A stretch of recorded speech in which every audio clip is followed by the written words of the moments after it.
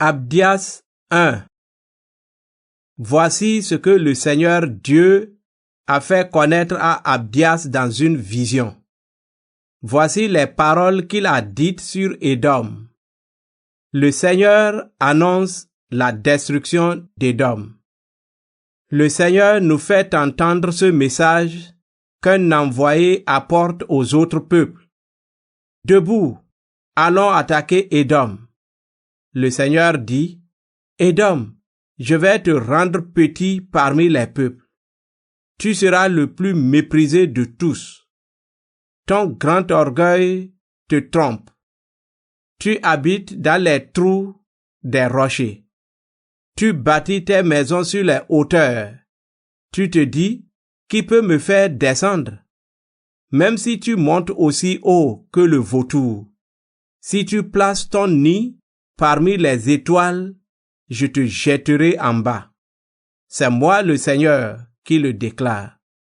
Si des voleurs ou des pillards viennent chez toi pendant la nuit, ils prendront tout ce qu'ils peuvent, et il ne te restera rien du tout.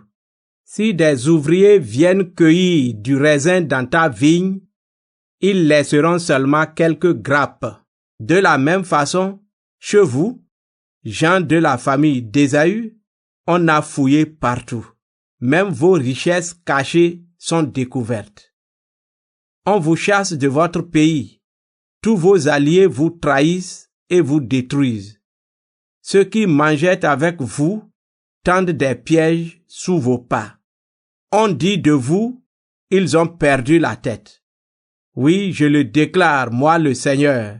Le jour de ma colère, je ferai mourir les sages du pays d'Édom. Je ne laisserai sur ces montagnes aucun homme intelligent.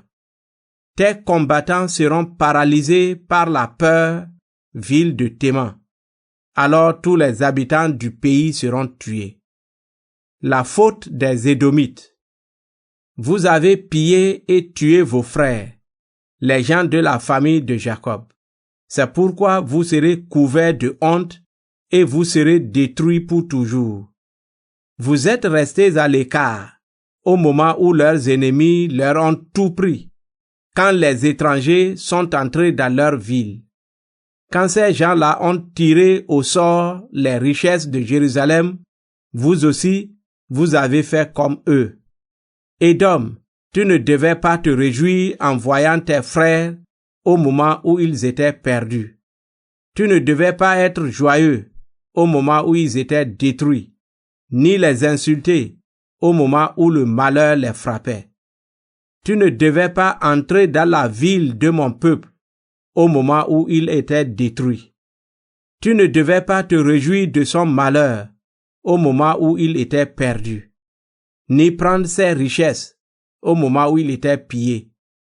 Tu ne devais pas te placer au carrefour pour tuer ceux qui fuyaient, ni livrer aux ennemis ceux qui étaient toujours en vie au moment du malheur.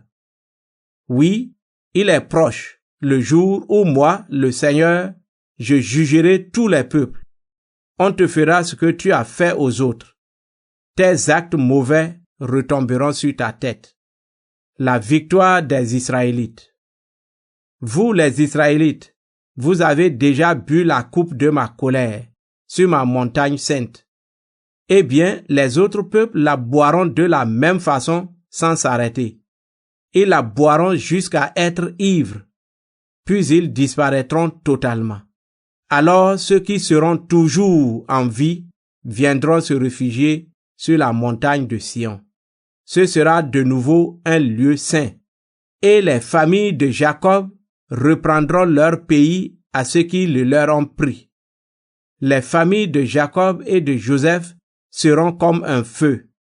Elles détruiront totalement les gens de la famille d'Ésaü comme de la paille. Personne ne restera en vie. C'est moi le Seigneur qui le dit. Les gens du sud de Juda prendront les montagnes d'Édom. Ceux de la plaine prendront le pays des Philistins. Ils occuperont la région de la tribu d'Éphraïm et la Samarie.